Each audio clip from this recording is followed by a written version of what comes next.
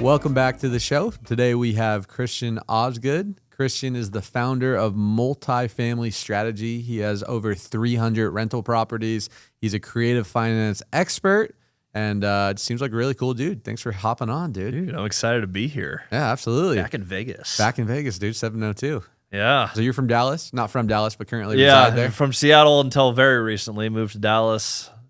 Basically, we're on like life phase 2.0. Just had a kid too, so Congratulations. dad, new location, warm weather, nice people, good food. Dude, you're on a winning streak. Dude, yeah, I should have got out of Seattle a long time ago. You need the sunshine. I really do. It's important for the psyche. I'm solar powered. Yeah, me too. Oh, there we go. Yeah. No, I love that, man. You were on 5 podcasts today too, so I appreciate you stopping in for the last one. Dude, this is the best one, obviously. Of course. That's why we're here. Christian, for those that don't know anything about you, other than being a multifamily freaking creative finance expert, tell us a little bit about your story. How'd you get into real estate, where you're at right now? Yeah, so I started out the opposite where a lot of people do. I did the whole Dave Ramsey method. So I did the like save, buy a couple of rental properties out of your earned income. Yep. 8-year sales career. I got a house that I lived in, 2 duplexes, each cash flowed like $1,000 a month. So I was making about $24,000 a year in rental income after 8 years of grinding on that track, which was cool because my mortgage for my house was $2,000. So it's like my real estate's paying for my real estate. It's not a bad place to be. Yep. But I didn't really have a goal other than like, I would like to have more money. Real estate's a way to do that. So I should just keep doing real estate stuff and eventually this should work. Kind of like people do with their normal retirement accounts. Like, put money in here, eventually we'll be good. This is a good idea, do it. My wife broke her back as a kindergarten teacher. She got pushed down on the playground right after we came back from COVID, which was, I said the word. Edit that out. But right after, 2019, 2020, we came in and she was teaching kindergarten online. She's already miserable. Comes in, breaks her back. I'm like, I got to retire my wife. 1 duplex at a time is not going to do that. And so I started meeting as many people as humanly possible who have already built a large portfolio. And I basically just interviewed them all. How did you go from small multifamily to larger multifamily deals? My next deal I did was seller financed 38 units. 2 weeks later, bought a 6-plex. 1 week later, bought a 7-plex. Throughout the next year, bought an extra 100 units. And we scaled from there. The piece I was missing, I think, was I'm looking for deals. I don't need to have the money first. I need to have opportunities. That's where a lot of people miss it. Because if you don't have the money, which I had $10,000 when I bought that 38-plex, when I'm doing these deals, I'm finding an opportunity. Then I'm finding the debt products that are available. Then I find the leftover money. Deal, debt, equity, not cash by deal. Changed a lot. And it changed what you can look for too. So that is my backstory. I learned how to get a little bit creative and what levers we could pull to get creative. And at the end of the day, the simplest and least creative answer to get a deal to work where you get cash flow and seller gets whatever it is they want, whatever that looks like, price, terms, what have you, you get a deal. I definitely want to break that down because there's a lot there. I can relay. So that's kind of what I teach my guys. I'm in the direct sales industry, own a solar company, been doing it for 10 years. And the path for sales guys is to take their earned income and invest it into cash flowing assets if they ever want to stop selling things, right? If they ever want to stop trading time for money. Yep. But to your point, similar journey to you on, to go from even myself, my real estate journey, I have about 5 single families out here in Vegas, but There to we go from competitive market. to go from 5 single family to 300 units seemed like this crazy out of worldly goal. Yeah. So let's help break that down a little bit. And I also want to point out that I think it's very interesting.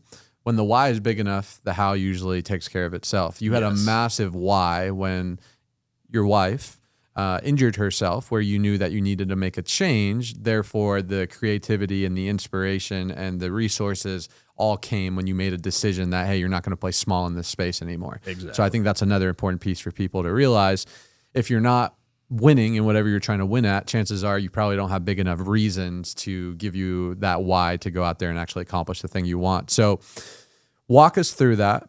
Creative finance is a buzzword. I think that's been going around. Like Pace Morby, I know, is known for that. So talk us through that, how you went from being a traditional earn money, save the 10 to 20%, deploy it, I imagine, into places like Texas and Midwest. I don't know where you bought the properties, to then scaling to where you were. Yeah. Well, it's fun because I started in Washington State. I Okay. like investing in your own backyard when you can. So I've bought in blue states, I've bought in red states, I've bought in big cities, I've bought in tiny little cities. I've done all of it. The method works everywhere. So right now, the main hubs for me are Central Washington and a town called Stephenville, Texas, just outside of Dallas. So what I have found consistently has worked is instead of going after, a lot of people just go after transactions. So the standard way of doing real estate, hey, let's get volume going. Let's dial. Let's look at opportunities. Let's underwrite. Let's build a team. I went back and I said, hey, let's meet with people who've done the thing I want to do, and let's only do that. Because they have the resources, they have the references, they have the deal flow. This is a business that other people have built. Real estate's been around for a second. Reach out to those people. What I found is instead of asking them for a sale, I just asked them how they got there. So my starting point, the way that this starts to work, and we'll get into all the creative because I have a lot of thoughts on how creative looks today and what I think it really is.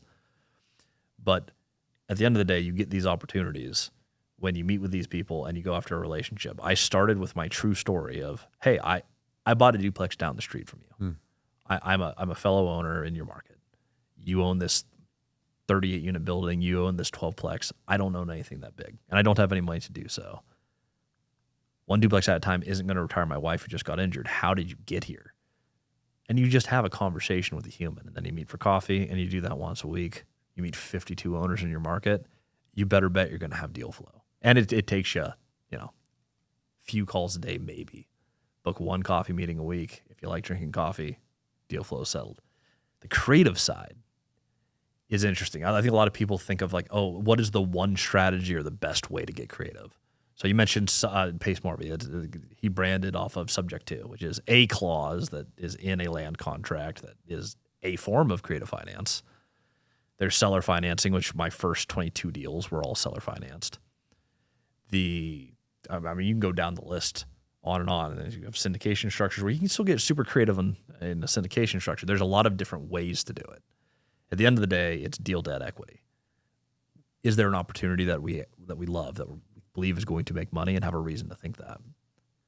What debt products are available? Imagine it like a drop-down box. You literally you click the little down arrow. It's like, hey, this particular deal, we could do seller finance, we could do bank finance, we could do a DSCR loan, or we can use private equity. Whatever the opportunity is for it, that's your deal and most of your money right there. That's going to be 75 to 100% of your money. Some deals are just deal debt done.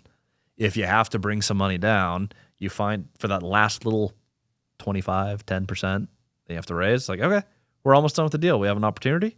We have a path for it to make money. We have a debt product selected. It is so easy to find the last bit of capital when you have a great opportunity. I think where people start creative finance backwards is they go, I need to understand where my money is first. Your money is in the deal. Okay. So regardless of how the financing is, you need to find a deal first. Absolutely. And the way that you find a deal, or at least that you did, is you networked with local investors and realtors in the area. You took them out to coffee. You did the thing to just get more shots, per se. Essentially, you start with the resources you have. There's only three types of money. You have liquidity, you got cash flow, and you have equity. So it could be parked in equity, which multiplies over time, but you lose it if you don't have cash flow and liquidity.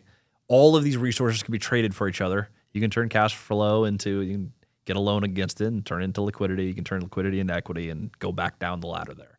You can transform that type of money. But if you start with no resources, you have to borrow it from other people. You need the relationships, people who already have it. It's just like Settlers of Catan, except it's easier because there's way less resources. You don't have brick and wheat and sheep. And I'm realizing this is probably a bad example because I almost never play that game. You have more than three resources, but you can trade them. You can negotiate. You work with other people to get the pieces that you are currently lacking. That is the first step for most people. I think it's really scary for an investor who has never raised capital before, who doesn't have the money, to be like, wow, I don't have the money yet and I'm looking for an opportunity. I don't see how this is going to come together. If we took this as an example in solar, it's like you have no contract or no actual product. Like you don't actually have a working solar panel, but you're knocking on doors being like, I'm about to come out with something and I think it's probably going to cost about this much for you and it should make you money. Will you invest? Getting that commitment, even if they said yes, that's a weak commitment. Too many people try to raise capital without having an actual opportunity. If you have a product to sell first and you have finished the packaging of said product, I can now bring that product to market, and it's very, very easy to raise capital for a great deal. But it's always deal first. And what are you looking for in an opportunity so for you specifically, you had those multifamilies, you started getting your feet wet, you realized with the appraisal process and the underwriter, like you kind of got the experience. I tell people that your first property is always the hardest. Once you get one, it's easier to get a bunch. I imagine commercial multifamily is probably very similar to that. So what were you looking for in terms of a deal? Was it a specific market? I know you're investing in places that you know, which is very important. Is it undervalued off-market deals? So I'm looking at what opportunities are in front of me first. Before I get into anything, I'm just going to look at the buildings that I would one day like to own and who currently controls them, which you can do for free on Google Maps, by the way. So you look at the map, big roofs, residential areas, usually multifamily. Zoning codes, they tend to build them all very close to each other. So you find one, you find the rest of them. You can go to any county assessor site and you can click on a parcel map and you can figure out who the owner is of that property. And then you can Google their name and the word phone number. Like you can, when you're not doing the shotgun approach of 1,000 leads at a time, you're making 1 or 2 calls a day. It does not take that long to skip trace someone for free using Google. It's pretty simple to do. Get to know the owners. The ones that you do meet typically introduce you to the rest of them. So you move from an insider to an outsider. That is step 1 in finding your deal. But like once you have the deal flow, I didn't know I was going to buy a beat up 38 unit for my first deal. I buy a lot of turnkey properties, creatively financed as well. The first one had a chicken problem where there's units where tenants are literally raising chickens in their unit.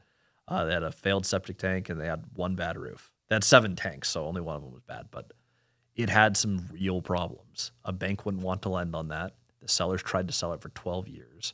$2 million, 38 units, Central Washington. Generally, a working property of that vintage would appraise around $100,000 to $110,000 per unit for that size. So I'm like, okay, this building, if it was working, should be worth over $3 million, almost 4. End of year 1, we bought for 2. End of year 1, we appraised for 3.2. End of year 2, we appraised at $4.15 million.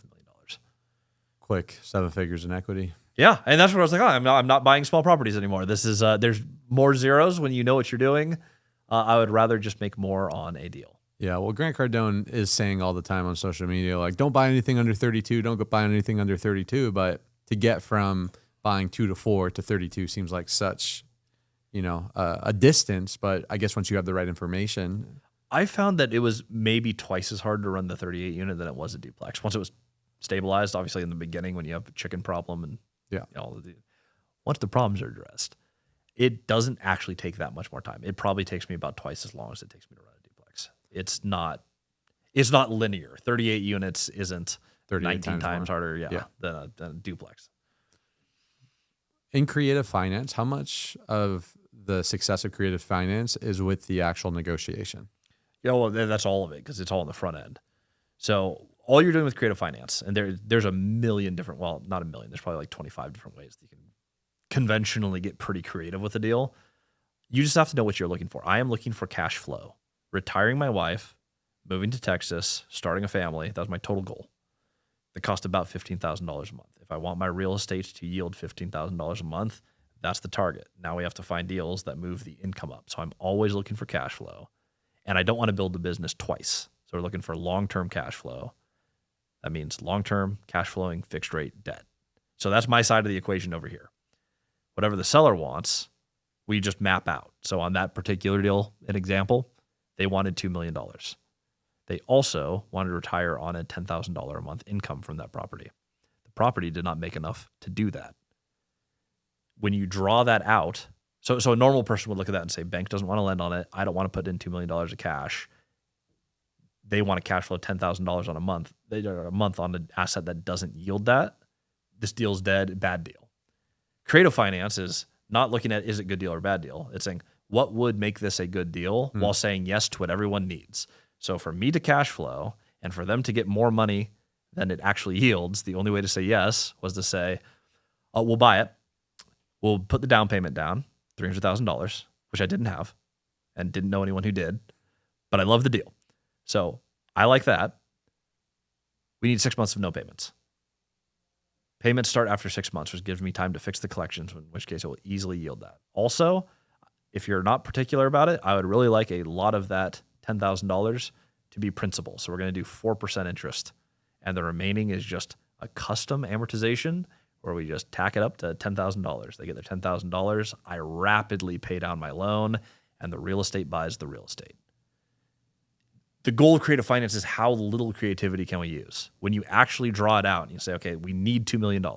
They need $10,000 a month. They care about nothing else. I need to get paid every single month that I own this without fail because I didn't have enough money to go negative. It had to work. What do we need to do? I need time.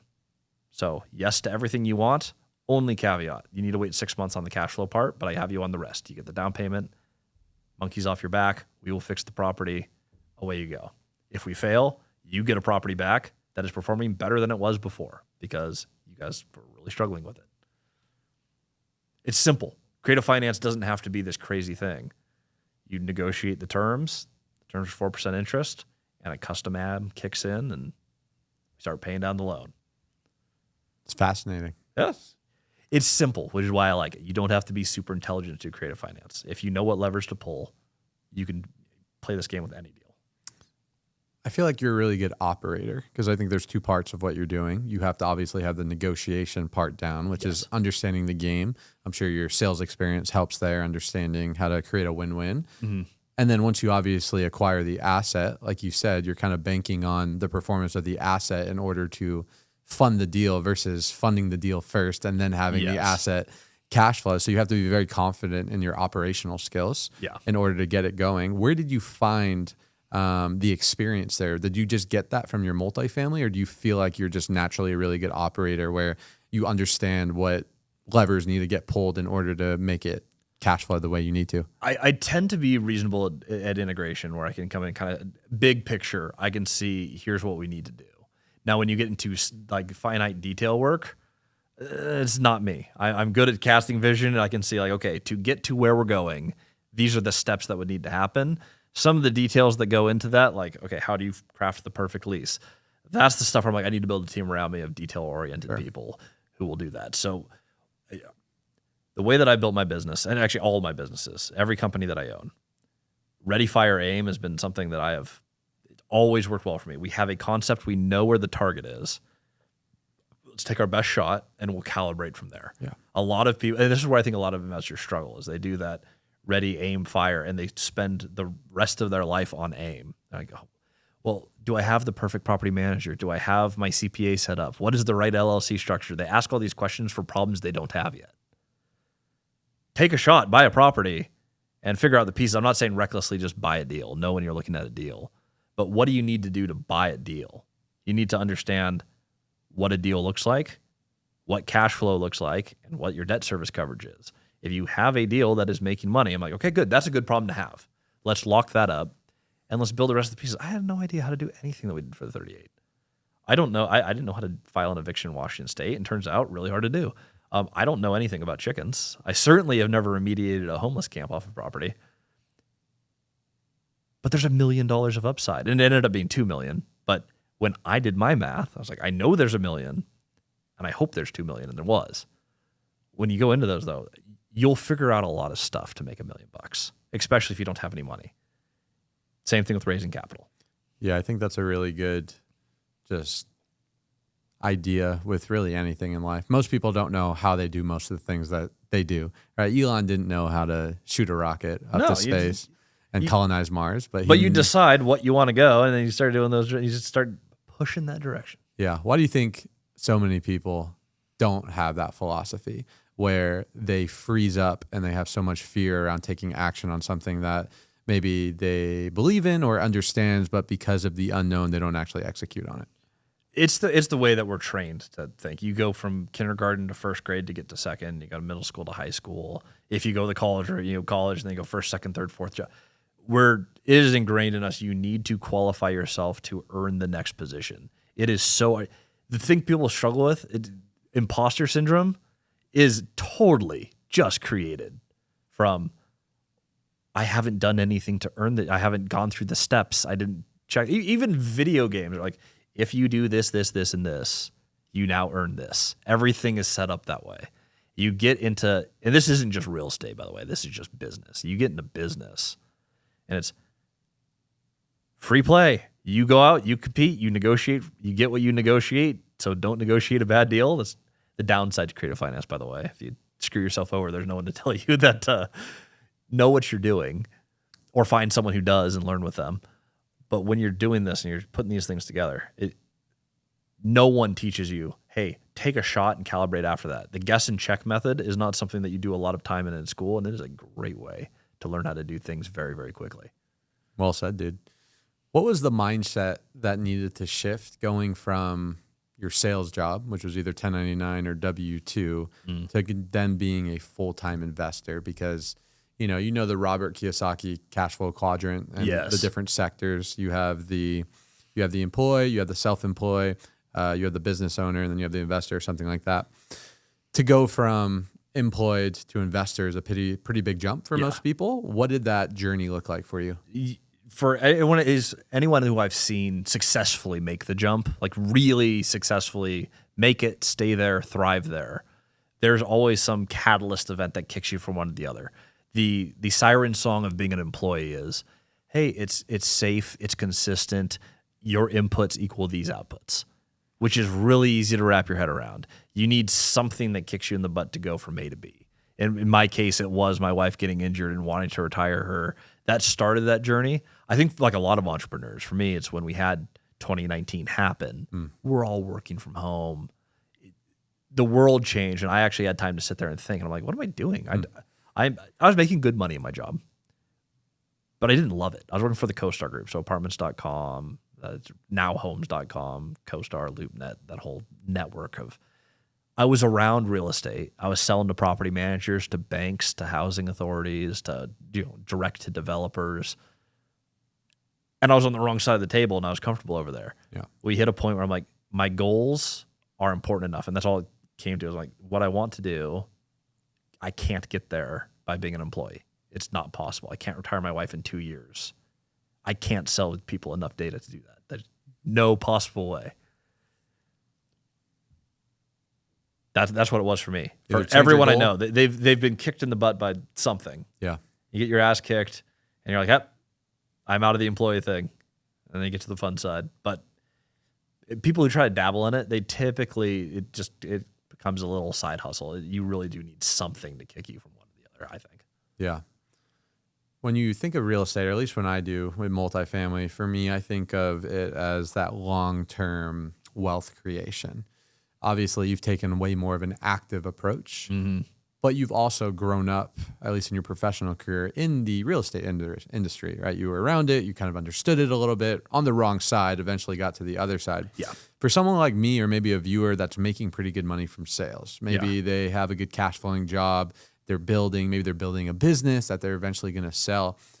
Do you think with all that is required of being great and effective at your sphere of influence in the world of multifamily, do you think the path is for that individual to focus more on their current active income and double down in that, and then maybe outsource someone like you or a syndication and play more on the active side? Or do you think the average person can hop into your realm and actually take more of the active approach from it? I actually just had a conversation with my wife about this. I have a lot of full-time jobs. Like I run multiple businesses. Real estate is and always will be my main source of income. Like that is my main thing. I am actually someone who does what they teach. Yeah. I also have an education company on real estate, Multifamily Strategy. I also have a sales and marketing team that services a whole bunch of other clients. I also run a property management company that services my properties and other properties around Texas. I have like multiple 40-hour-a-week jobs. I'm working all the time. Buying real estate takes me like 15 minutes a day, maybe. It is not that hard to do. You have to learn how to do it. So if you don't know how to do it, I'd find someone whose method that you relate to. And this is like, oh, you have to join my group.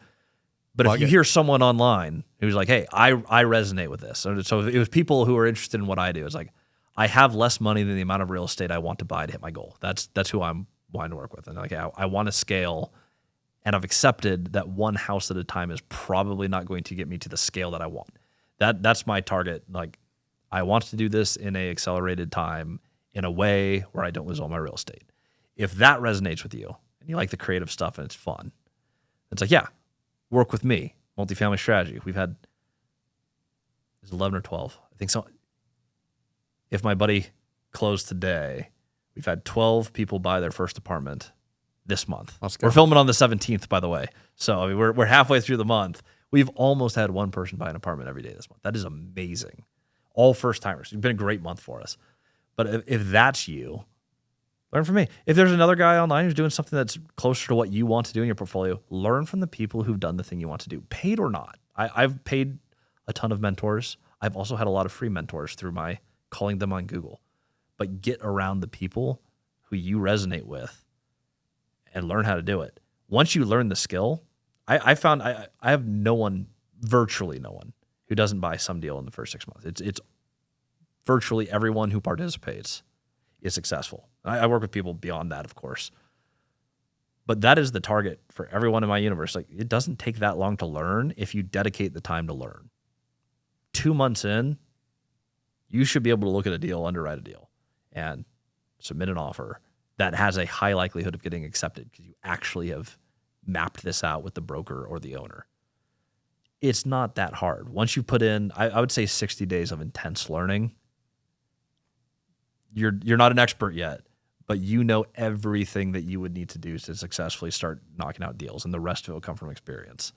What do you think separates, you've been working with people, you obviously have your education company to help other people buy multifamily commercial with little or no money down. What do you think separates your students, the ones that, like you said, will come in and get their first apartment down versus the ones that maybe they pay you or maybe they're just not applying themselves and they actually don't end up taking any action? Everyone who's ever participated, so I found that the ideal size to have great conversations, get a lot of momentum, and still not have anyone left out, it's about 45 to 50 people on a call, right? And that is the sweet spot where we see the most deals happen for the most number of people, so we hold it right there. So in that size of community, the people who participate and ask questions, they all buy deals. The longest it's ever taken anyone is 14 months. He got super close like 8 times. You can't control every single variable, right? Sure. Most people buy within the first 6 months. But when you're putting these things together, those were the people who were always successful. The only people who wouldn't succeed typically are the people who are in the call with their camera off, who never ask a question. I see their name. And sometimes I actually get an email from people like, hey, I bought 2 deals, by the way. Like, I had no idea they even bought anything. Yeah. People who participate and invest in what they're doing, they ask questions and they think through this, they virtually all buy real estate. They came here to learn something. They dedicated the 30 to 60 days of intense learning, and then they just went through the process. They went through it with community with other people. And would you say most of your students are people with full-time jobs? Are they business owners? Almost are they real estate investors? Almost exclusively. I have found that in general, people who are working with me have some full-time job. They want to either replace their income or retire a loved one. Those are like the 2 biggest motivators. That usually costs them anywhere from $10,000 to $20,000 a month of income. So we are focused on, okay, let's get you through the first few deals so you can build your business. I am against any course or mentorship that is a like long-term subscription based. Like, I make more money the longer it takes you. I hate those. So I built the entire thing. It's like, I have one thing, I have one price, I have there's no upsell, and I have to work with you until you buy a deal, period. I was like, it's going to work. You don't have to join another group. I have no incentive to keep you here. But if you're looking to learn from anyone, and again, I'm going to pull away from self-promotion. If you're looking to learn from anyone, learn from someone who is actively in the field and you can verify is actually in the field. People who bought deals 3 years ago and are just a coach now, if you haven't done a deal in a year, you're not actively in real estate. Markets change. There's a lot of stuff that happens. You work with someone who is active and work with someone who does group training. I have found that one-on-ones, coaching for most people, this isn't everyone, but psychology, you can teach someone something and whatever they get stuck on, they'll hit some point in the coaching where they're stuck on the same thing every single week, no matter how many times you coach it. If you put them in a group of people and one person's successful, everyone starts being successful very quickly. Yeah, there is something expected of like, I did this, I'm struggling with something, but now I just watched 2 other people get over the thing that I'm struggling. It's achievable, I can do this. There's nothing they have that I don't.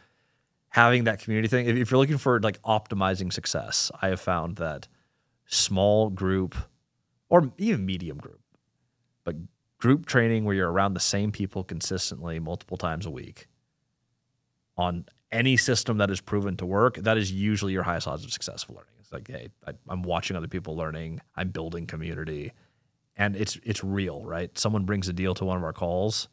You're not learning in theory from some coach on a deal that they've done. You're actually watching an actual deal unfold every single week, multiple people, and you're like, oh, okay, this is how it works. It's like you get all the experience from everyone else in the group, which I found that seems to be the most effective coaching universally across any platform. No, it's two really great points of never take advice from someone that doesn't have the actual physical results and that's actually currently doing it. Yes, too many current people is online. a big one. Current, right? Too many people online are the only way they're making money now is by selling you courses on how to make money. On how they used to make money when the market was easier. Correct, which is a red flag. And I think that translates into any industry, not just real estate. Oh my gosh, yes. And the second one with small groups is huge. I think a lot of people, they have this figment of like one-on-one, I need one-on-one, but you're totally right. Like half the magic with mentorship comes from seeing other people that started the same time you did on a similar journey. Seeing them make it raises that level of belief, but it also holds you accountable where just that one-to-one may not get that same point across. Yeah. And I found we started, when I first started coaching, I had a partner who I've since bought out, but when we first started this, it was all one-on-one. It was literally the same problem every single time. They'd progress, get stuck on something, and then we'd spend the next several months always stuck on the same thing. Like, this is kind of boring and lame, and we're not. It's a bummer to like we're having a bunch of success, and we've had a couple students who had massive success, and then you have a whole handful of people who are like, I don't know why it's working for some people, not you. We put them all in the same room. All of a sudden, everyone starts winning. I was like, oh, that was all it was. That's all it was. Key unlocked. Light bulb. Yep. Let's talk passive income. Okay. The word passive income is a bit of a buzzword over the last couple of years. You want passive income, don't go into real estate. Yeah, exactly, right? I used to do network marketing before I got into solar, like 12, 13 years ago, and I was 22 years old, and this term passive income, it changed my life because at the time, there's nothing that was passive income, right? If your team leaves, you lose your passive income. If they stop selling services and products, you lose your passive income.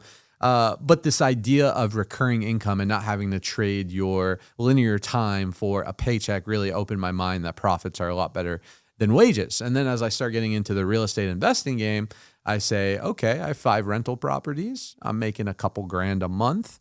It's nothing crazy, but I could see at scale how this can actually start getting a little bit more seriously. So talk to me about passive income. Obviously, passive income is not passive because having that many properties, you have lots of problems, lots of fires. But talk to me about your relationship with passive income. Is it real? And is real estate a legit vehicle people can pursue to actually accomplish it? Every deal that I buy has cash flow. That is, and if you can't make it cash flow, that includes raising your entire renovation budget. That you don't just buy a deal and fix it out of cash flow. That's a whole nother mess that we won't go into. A lot of people do that though. So if you were thinking about doing that, don't. When you are running this business, you can absolutely cash flow real estate. And I've seen a lot of podcasts with a lot of influencers who say, oh, passive income. I don't know anyone who retired from rentals. I know a whole bunch of people. I learned from them. When you play this game, it is not as cash flow heavy though as most businesses. If you're looking for just a straight, hey, I want cash flow, real estate takes some time. You're going to buy a deal that cash flows a little bit. Typically, it's usually not this massive income, and you're going to season it over multiple years. In the long run, it cash flows a ton. In the short term, we have to buy it where it cash flows substantially so that I know I'm not going to lose the deal. Correct. My 2 questions are how do I own it, how do I never lose it? That is underwriting in a box. If I know what the deal is, and I know how I'm going to keep it forever without having to sell it to make the deal work, I have done my underwriting correctly. That is what you have to do. So yes, you can retire from passive income from real estate. I could do that multiple times over today. 300 units is a lot of units. I'm also a very small fish, not even a small fish. I'm like a krill in an ocean of much larger investors. I mean, I'm a tiny microscopic investor. If you think 300 is a lot, it's really not. But you put together a portfolio like this, I'm like, okay, well, that's financial freedom right there. That is, my wife doesn't have to work. If I didn't work, I could do everything that I do. It covers my mortgage. It pays for my cars. It pays for our food. Like, We have an excess of cash flow. What's the net on that 300 units? On the 300 units, and I always caveat this guy. It's really important to me that I'm completely transparent because there's a lot of people who misconstrue. I don't want anyone in the comments being like, this guy just exactly how it works. I have a bunch of partners, and I tend to refinance the property at some point and buy them out. So every deal that I do, I have an option to purchase out my partners. I usually do it with 1 or 2 capital partners, which is how I can move so much real estate without having any money on hand when I started, or many times I'll spend all my money on real estate and I still have a deal. So I do have partners in this. The total cash flow throughout the entire portfolio is just a little bit south of $50,000 a month. Of that, a little north of $20,000 a month of that is mine. Which is great. Yes. And as we continue to season this, those partners will be systematically purchased out as their options come up and as refinances happen. They're all long-term. We all have contingencies. So in the event that they don't get bought out, we know how we're going to handle that in every LLC. This isn't like a haphazard, hey, we're just slapping on a whole bunch of future obligations. The beautiful thing about an option is that it legally has to be an option. It's an option contract. So I have an option to purchase all the equity, but I have built enough cash flow from partnering with other people, and I've built enough cash flow and equity for them where my personal net is $22,000 a month, depending on the month. So is the strategy here for my single families, and again, I've done well at them from an appreciation standpoint. I bought most of them in 2019 and 2020, so 2%, 3%, 4% rates, which is great. The way that I look at my portfolio, which is very small, but I got 5 of them, probably $3 million worth of real estate. Own a good amount of equity in there because of when I bought them. I got, good timing. Yeah. But the way that I look at that is the cash flow is just to keep the properties alive in order so I don't have to come out of pocket, keep the deal going. The real value in this is the debt pay down, the leverage, as well as the long-term appreciation. That's where the wealth is created, at least in my mind. The multiplication factor of real estate is where you get rich. Cash flow keeps you alive. Same for multifamily. Yeah. Now there's a point where my cost of living, I'm not a car guy. I'm in Vegas. It feels like everyone's a car guy down here, but I'm personally not a car guy. I have a great truck and I am happy with it. It makes sense why I moved to Texas. I'm the definition of what you'd expect if you're like, what do I think a Texan would be? Like, I'm a Washingtonian who has identified as a Texan for a long time. When I do this, my cost of living isn't $21,000 a month. I just don't spend it. I have a very large house, and that very large house costs about $1 million in Texas. Texas, you can buy a lot of real estate for not that much money. I have a reasonable vehicle. I don't have a whole lot of high overhead. So for me, I take all the excess cash flow, I just reinvest it back in my portfolio. There was a certain point where I'm like, I want to be able to live off my cash flow. I prefer the Mr. Beast method. His whole YouTube policy is we take all the money, mostly all the money from the last video, and we invest in the next video. Like just perpetually just roll it all in because it's all marketing. I just want to get bigger and bigger. My goal with the cash flow is just keeping the portfolio. It's positive and it's bought me other properties. It's allowed me to take out different debt, but build that cash flow. Cash flow can be turned into liquidity. Cash flow can be turned into other properties, different types of money. When you have excess cash flow, you get to buy more properties, which then ups your cash flow. It's a cool little feedback loop. What's the day-to-day look like for someone like yourself that is a full-time investor? Are you just managing your managers? Are you changing toilets? Are you making sure septic tanks aren't blowing up? Like what does that actually look like from an operation standpoint? So the way I did it isn't how I recommend most people do it. I invested in markets that specifically did not have great property managers in them. It actually opened up a lot of opportunity for me where I had properties where I was very, very confident I can run this better than they did and I can make more money. There's a bunch of places where I can cut expenses. We can have modest increases in income, but we can make a much, much, much better engine than was currently there. So what it looked like for me is I self-managed up to my first, it's been a while now. I self-managed until I was at 81 doors. Wow. If you include my house, which I don't really manage my house, so we'll call it 80. Sorry, I'm overly honest on these. I always like to have the accurate numbers. So I self-managed 80 rental doors, and that's the point where I brought in my first employee. And since I bought with different partnerships, on a technical level, it was easier to have one profit center to have that employee go out of instead of try to pay that employee out of 10 different LLCs. That'd be a nightmare. Yep. So I found a designated broker and I founded a property management company. And then I found, hey, to subsidize the cost of property management, we got really, really good at this. We should manage the buildings around ours. And that also allowed me to influence rent. So for those who maybe you've just dabbled in real estate, maybe you don't know anything about it, or maybe you're a single family person. The way commercial real estate works, 5 units and up, you're valued based on your net operating income divided by a factor that's called a cap rate, which is just the return that you would get if you bought the deal in cash. That's how we level the playing field and evaluate all deals. I managed enough units where when I had about 100 studios, we were able to, at one point, do a $100 increase portfolio-wide. It's huge.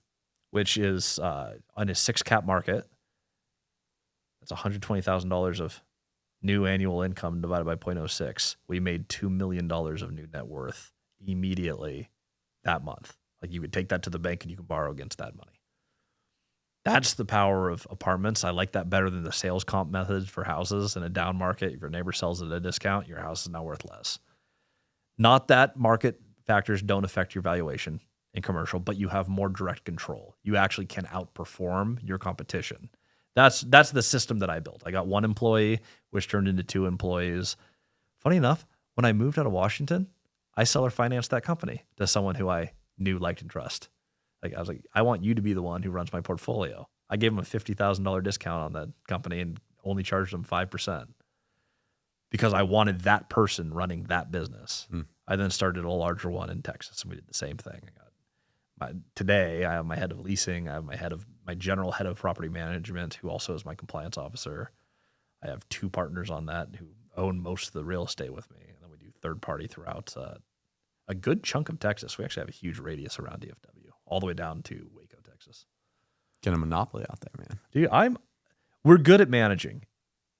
On the day-to-day for me, today it looks a lot like my team building, but through most of my investing career, I drove out to my properties consistently. Like I was out there, I see them. I've done every job that any of my employees can do. I have swapped toilets, I've redone electric, I've redone plumbing. I've posted the evictions, which are never fun. Fun fact, a lot of people don't realize this. 100% of domestic violence happens at home. That's why it's domestic violence. If you own 300 homes for multiple years, statistically, it is something that you do have to deal with. If you're the property manager, like there's some stuff that sucks. It's not often. And I actually have very nice properties, so they're not slummy properties. But people of all demographics, you have occasional drug problems. You have occasional violence problems. That's all part of the business. Like it always sounds so sexy when you're like, oh yeah, made $2 million on this first deal and it was amazing. It's like, sure. Yeah. But there's a lot that you deal with as a landlord that you just don't think about. You get some calls that are not fun. If you work in certain states, I'll keep this apolitical. Yeah. If you work in certain states, the ability to help people who need help, there's certain states that I operate in where like the police will not come for a violent crime if you're not physically there witnessing it, which is hard to do from Texas. Yeah, it's tough, dude. Yeah. You mentioned that you would advise people to invest in their backyard first. Is that a rule of thumb even for experienced investors, or where do you draw the line between investing in your backyard because you have the resources, you have the contractor, you know the plumbers, you know the area, versus starting to invest in more strategic locations based on your goals? I'm looking for where we have competitive advantage. So I'm looking at, as a business person, and this is true of all business, by the way, but I look at economic moat. What advantages do I have where another investor would have a harder time competing with me in this market? So if I'm going all in on the market and I can physically see the properties and I can physically meet all the owners there, that's a huge advantage. So even if I'm in a state that's really hard to operate in, let's choose San Diego, which is not a state. I realize that. Comment section. Feels like a state. It does feel like a state. Just beautiful state with a lot of problems. But you're in a San Diego or an LA. Those are hard states to succeed in real estate in just because of pricing and rent controls, which, by the way, drive rent up, not down. When you have these things in place, it's really hard to compete. I would still look in my backyard, though, because a great deal there is still a great deal, and you have an advantage. If you're in a harder place, I would also choose 1, maybe 2 other markets We're like, hey, I'm going to choose, and not just like a big market. I'm going to be like, this area of this city or this small town is where I'm going to focus all of my fire on. I'm going to build the relationships there. And you nailed it on the head. Then you have a business where you don't have to build multiple businesses. It's, hey, in this town, I have these contractors, I have these electricians, these plumbers, these locksmiths. And as you build out your team, ready, shoot, aim, get the pieces as you need them and build it out, you suddenly end up like I did. I have multiple businesses that are all related to real estate, and they all feed back into each other. And it becomes easier and easier, and you get property management, and you get maintenance, and you keep bolting together a bigger engine. But that, you get economy of scale at that point. But you can only do that if you're in one place. It's so hard to be like, oh yeah, we got one deal in Houston, we got one deal in Dallas, and I have one deal in Seattle, and that is hard. And what that ends up having is you take forever to scale. Go deep, not wide. Yes, especially in real estate. There's so many pieces to building your business there and setting your teams. Don't do it everywhere all at once all the time. You're going to have deals that just fail because you sucked at managing them. Christian, you're a wizard when it comes to this creative finance and multifamily. Trying to keep up the best I can, but when it comes to tips or rules about money, obviously real estate is the vehicle that you've chosen for wealth creation. On the active cash flow side, to obviously give you the freedom to retire your wife and do the things that you love without worrying, but also the long-term wealth creation with the equity and the debt pay down. Are there any rules or tips that you've learned along the way of this real estate journey that you think are applicable to people? Oh gosh, there's so many. One of the big ones is in the beginning of anything you do, it's going to be the dumbest you ever are at that thing. You will pay a stupid tax for everything you're new on. So your first deal, you mentioned this earlier, your first deal is the hardest. You are going to have more stupid expenses because you didn't know something. You're underwriting for your first deal. You really do have to do a very good first deal. Otherwise it gets hard. So take the time to learn what a good deal looks like. So when you write that offer, you're highly confident it's going to work because there's going to be things you don't know. And the first time you use that contractor, you're probably going to get overbid. And when you have no other units, everyone charges you more. Like it's so much more expensive to be new. Go into real estate or any business knowing that. It gets cheaper, you get more efficiencies. On your first deal, just learn enough to be confident that you're not going to get hosed on the finances. When you run out of money, it sucks. Don't do it. Yeah, no, it's big. You really have to suck at something before you're good at something. And most of the time, people get discouraged if they try something new and they don't do well. Where in reality, the mindset should be, I'm going to try this and I know I'm going to suck at it. But as long as I can continue to play the game, that's a win. Yeah. It's more of a learning experience versus I'm trying to win on the first one. I imagine real estate's the same way. Yeah, and learning how to do it's either going to cost you money, time, or both. You can pay for an amazing mentor, and that can be a huge value. I've done that many, many times. You also can spend your time and network and find other people in your market who can also mentor you. And I've done a lot of that in every market I'm in. I have people who have helped guide me through who are the contractors, who are the people to avoid. It's extremely important, but take the time to find mentors and just know that it's going to cost you either time or money or both. And that's okay. Spend it.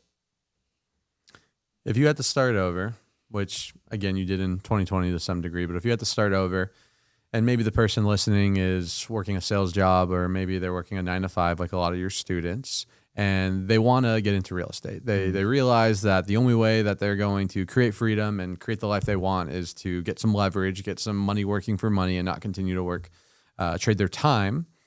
Maybe they have a single family, maybe they have a lot of equity in their house, but that's really the bulk of their portfolio. What would you tell them if they wanted to start from a kind of step to start creating that portfolio?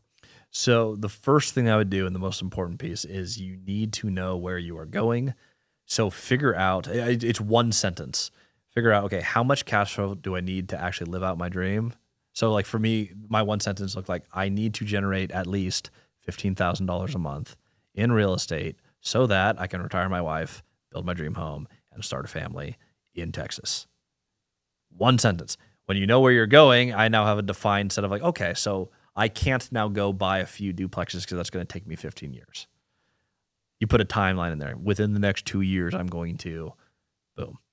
That's the first thing you do. The second thing you do is you make sure that when you look at a deal, you are comfortable that it is a deal. Underwriting does not take that long. It's not that hard. It's algebra 1. You learned how to do this math in 5th grade. There's nothing scary about the equations in real estate. They're very, very easy, even if you're bad at math. Just get comfortable enough with the basic math. So when you look at a deal, you're like, I think this is going to work. Your next step is to put a deal under contract. You don't need to have the money lined up yet. You're not there yet. Deal, then debt, then equity. If you follow that flow, everyone who I've ever worked with who just did those things bought real estate. Boom. That's Step by it. step. That's it. Keep it simple. Don't add steps.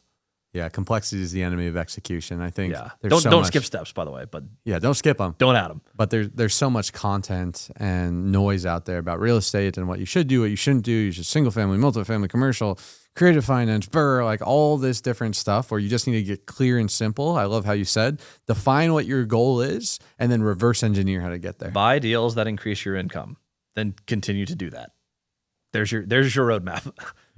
Do it until you have the cash flow that you wanted, and then set a new goal and tailor your next strategy to that. Rinse and repeat, baby. There we go. Love it, love it, love it. Is there anything that you wish that you knew when you first started buying real estate and getting into the investing side of the world 5 years ago? Is there something that you wish you knew then that would have saved you a lot of time, energy, and money? I wish that I did a better job identifying what my business was. I thought I was a creative finance real estate guy. I bought a resort that on its own merits actually does pretty well. But it took a ton of my time, and it has no synergies with any of my other businesses. And it's a 20 cabin resort on the water, kayaks, hiking, 13 acre camp. It's beautiful. Absolutely beautiful. River goes through it, salmon run up it. It's crazy. And it has nothing to do with any of my other businesses. And none of my partners knew anything about hotels. And so I have this random hotel business in a beautiful location that takes a ton of my time. It is too small. Any operator, had I done my own thing and actually just met the people who have actually done that business, they would have told me this is too small. You're always going to be an active manager of this. That's the only way to make it work. And so I gave myself this annoying job that does not grow any of my other business. So I wish that I did a good job identifying what is the mission and how I'm going to get there. I identified it too broad. I went, hey, I'm a creative finance real estate guy. I'm not. I'm really good at entry-level housing and taking properties and making sure they are the opposite of a slum. Provide great housing to great people, but I hit people who need housing and I supply housing. That is what I do. Housing for humans who need housing, and it's great housing. I love value add. I don't want to do luxury housing. I don't want to do luxury resorts. I bought the resort for $4.5 million. It's hard to just instantly reverse that. Gotta get clear on the strategy. Yep. You have to know exactly where you're headed. Dude, love it, Christian. You've been amazing. Masterclass on real estate and creative finance. There we go. My last question for you. If you can go back in time to maybe before entrepreneur Christian, maybe when you were trying to figure out where you were in the world, maybe you just started your sales job and you wanted to create this abundance life for yourself. Is there any advice to Christian today who's run multi-successful businesses, massive real estate portfolio, retired his wife? Is there anything that you would tell 10 or 15-year-old Christian to accelerate your abundance, success, and joy? Well, it's kind of a bit of a downer, but knowing that you need more people. If your vision's larger than you, you're going to need more people. Also, people are huge variables. They're going to be your biggest variable. Get really, really good at surrounding yourself with great people and know that partnerships will never, ever be even. They all need to have a defined goal. It's something that I've learned is no matter what you say, you're 50-50. Someone is going to bring more value than the other person. There's nothing you can do about it. You need to be okay with that. Set a specific goal. I did this really well in a partnership early. And this will be my final story here. I started with a partner really early, and it was a very successful partnership. We bought 100 units together. Almost all of it seller financed. We did a great job. That was the goal. Within that, my wife she left her job and started helping us work in the company. So now there's 2 Osgoods and one other partner running the company. There's an imbalance. Yeah. Most people start getting frustrated or try to renegotiate, but we said no. We set out on a mission together, 50-50, to get to 100 units. That was the goal. When we hit it, we went, what do we want to do next? Like, well, this worked really well. What if we went to 200 units together? What needs to change? Then we traded. So I got the property management company and I traded them one building. They're like, I would like my original building back that you bought into. I'm like, I want the PM company because that houses my wife and I's work. traded a couple pieces, new partnership, we pushed to 200. That worked. We had plenty of disagreements in there, and there were different times when he was bringing more value on the front end, and the back end I was bringing more value. But you just accept, get the job done, and with partnerships, just be absolutely over the moon if anyone does any work at all. That's not you. Just assume when you go in, I'm going to do 100% of the work, and then it's just a bonus when anyone does anything. That is the best mindset to go in. Otherwise, you just get frustrated. People are hard. People are crazy, dude. Yes. I wish I knew that before. I would have been so much faster and stuff. I would have been less hesitant to partner because I just know on the front end, okay, this will be hard. This has to work. If everyone else sucks and doesn't do anything, I still need to be able to carry the team. Does the partnership, is it still possible under those parameters? Good. Everything else is acceptable then. Let's go. Sound advice. Yeah. It's hard-earned. Christian, where can people get connected with you? Maybe they want to join your coaching program. Maybe they want to get connected and learn more about what you're doing. I'm Christian Osgood on Instagram, Multifamily Strategy on YouTube. Always learn stuff for free. Granted, I sell a course. I buy my course. But buy his course. Mentorship, it's not even, there's a course. That's 5% of the value. Join the mentorship if that's something you want to do. But if you want to know, hey, what is this actually about? I have like thousands of videos on Multifamily Strategy, the YouTube channel. If it resonates with you and you're like, this is the method I want to follow and this teaching style works for me. If that is true, shoot me a DM, join Multifamily Strategy. We'd love to have you there. Guys, reach out to this man if you're interested in multifamily, building your nest egg, creating long-term wealth. He's the real deal. Dude, thanks so much for hopping on. Dude, thanks for having me. Appreciate it.